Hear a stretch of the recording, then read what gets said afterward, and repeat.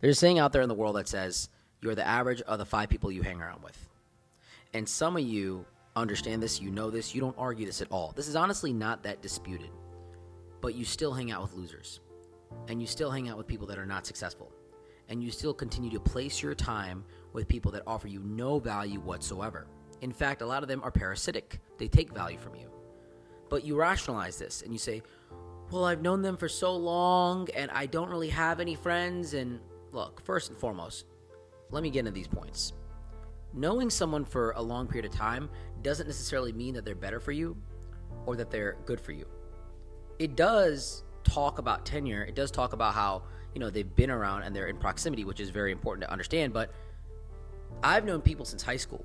I've known people since I was a kid. Doesn't mean I hang out with them. I'm sure you've known family friends since you were a kid. If that was the logic of finding the best friends, we'd hang out with people that we knew in elementary school all the time, right? Our elementary school friends would be our friends today just because we've known them forever. But the reality is you can meet someone at a bus stop and have a deeper conversation with them in 20 minutes than a conversation you've known with someone that you've known for 20 years. See, human nature is about connection. And honestly, when you're very busy, connection is a lot more powerful because there's time pressure there. There's time decay. There's a requirement for you to have a conversation and get to know each other as much as possible. So what I'm trying to tell you here is you don't need to know somebody for very long to have a deep connection with them. However, that deep connection becomes more solidified and more grounded and more realistic the longer you know somebody. It becomes more validated. Because you might have an amazing interaction with some beautiful girl that you met at the bar or some amazing guy that you met at a coffee shop, but it becomes more solidified when you get to know them and meet them over and over again, and you see that, the things that they are saying are actually true, or vice versa. It can become diminished when they aren't really who they say they are. But the big thing I want you to understand by this is people can come into your life at any moment and bring you immense levels of value. So if you're going to restrict yourself and hold yourself back from the abundance of the universe, then you're automatically going to be signing your own professional obituary to your own growth. So the idea that, I've known them for a long period of time is just not, it cut that out right off the rip. The second thing I want to talk about is you don't have friends. And this was me when, I wanted to become successful, right? At a certain point in my life, I didn't really have a lot of good people around me. I didn't have a lot of people that were successful. I believed in this mentality, but I didn't have those people there. So my friends became books. And it sounds corny, but this was reality. Ty Lopez explained this. Imagine you wake up and you go down to your kitchen and Gordon Ramsay is cooking food for you. And he's like, hey, what's up? Breakfast is ready. I don't have a British accent right now, but this is what he's saying. And then you go to the gym and, Arnold Schwarzenegger's waiting for you. Hello, how are you? Let's lift, like my terrible Arnold impression. And imagine how much more in shape you'd be. Then you come home, you're a little bit exhausted from the gym, and, you take a shower and you go to your office and Warren Buffett is sitting there and he's your business partner. How much more successful would you be in business? And then after business is done, after a long day's worth of work, you go out and, you feel like doing some good and Mother Teresa is there ready for you. And she's your business partner in the charitable organizations that you're running. How much more successful would your life be if you surrounded yourself with the right people? I'm sure if you live with LeBron James, you'd learn a little bit about basketball. If you live with Ronaldo, you'd learn a little bit about soccer. And if you live with Bill Gates, you learn about computers and technology. And obviously, if you live with me, you learn about podcasting, coaching, financial services, everything that there is that I can teach you. So you need to learn to surround yourself with people that are actually going to teach you good things instead of bad things. And typically the things that people are going to teach you are their habits. So if you're around someone that's an alcoholic, if you're around someone that smokes and vapes all the time, guess what? You're going to smoke, vape, drink, do whatever all the time. If you're around someone that's working out all the time, you're probably going to get in better shape. If you're around someone that loves to take walks in nature, you're probably going to see a little bit of nature. So people have a very osmotic effect. And when people connect with one another, they like to learn from one another. They like to do the same things. You ever see people in the same friend groups talk the same way?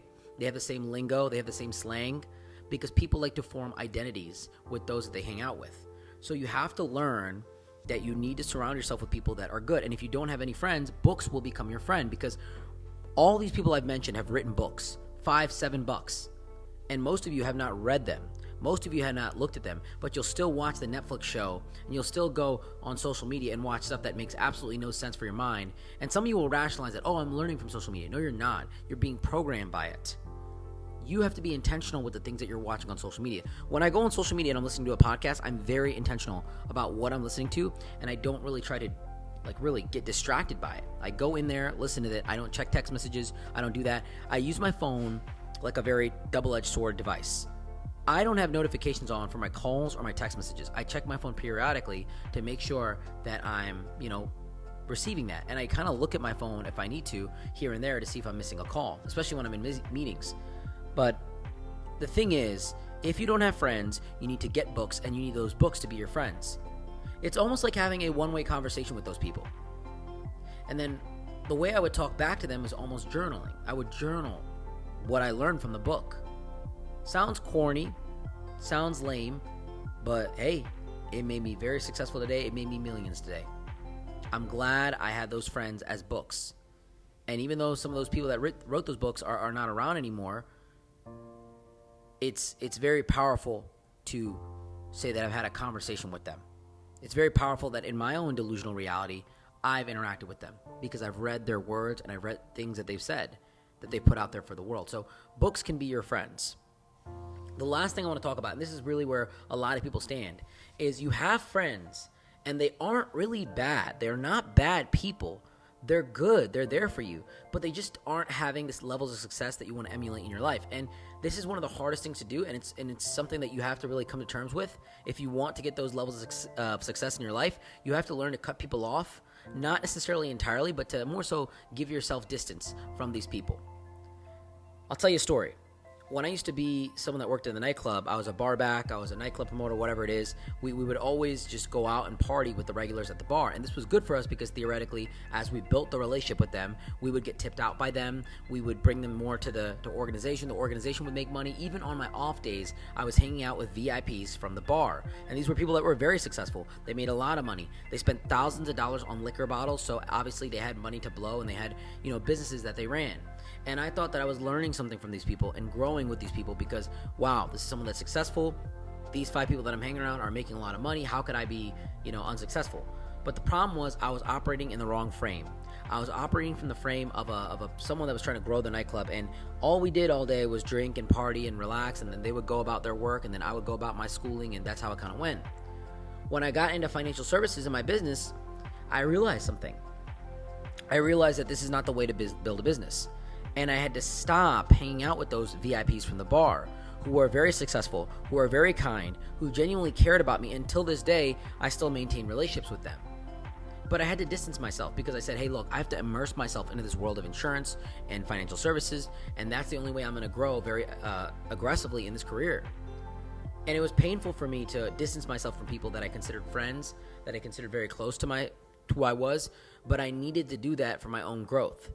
The drinking, the partying just wasn't conducive with getting up early and, making phone calls for the insurance business. It just wasn't going to line up well. I couldn't be out till 2, 3 a.m. and then go home and then wake up at 7 a.m. and start making calls with the right energy. It just wasn't possible. So I had to distance myself from these people. And let me remind you, they aren't bad people. They weren't negative people. They were people that genuinely cared about me. They were people that were genuinely nice. But I had to distance myself from my own self-growth. And that's what a lot of you don't do. You will sit here and constantly rationalize that your friends are good for you because they care about you. People can care about you. People can love you, but they may not be going the way that you want them to go and going the way that you want yourself to go. You have to surround yourself with people that are in the same position and the same vision that you have. You need to put yourself around people that want to get to where you're going. And the reality is, not everybody is going to be exactly who you want them to be. They're not going to want to go exactly where you want to go. But along that journey, you spend time with people for a certain period of time in that mission. Not everybody wants to marry the girls I want to marry. Not everybody wants to live the life I want to live. Not everybody wants to decorate my house the way I decorate it or live where I want to live or drive the car I want to drive. But a lot of people that I hang around want to make money. They want to be successful. They want to be physically in shape. They want to be disciplined. So as a result of that, I'm going to spend time with them for a certain period of time when we're focused on those goals. And then obviously I come home, I go shopping, I do my own thing, I live in my own place, I buy my own cars, whatever it is. So you got to understand that if you have friends that are not where you want to be, that are not pushing you, that are not growing you, get the fuck away from them. Start distancing yourself respectfully from them. I'm sick and tired of people saying, oh, you're the average of the first 5 people that you're hanging around with the most. Why are you hanging around with losers? Why are you doing it? Ask yourself this question.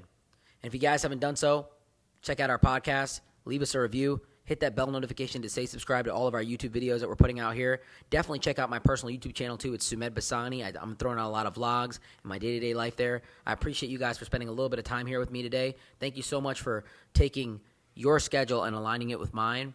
Means that we're thinking the same, means that we're on the same path. And if you ever need personal one-on-one coaching from me in business and finance and life and mental health in any area, I would love to work with you. The link will be in the bio. The link is on my social medias. And until next time, guys, Sumi out.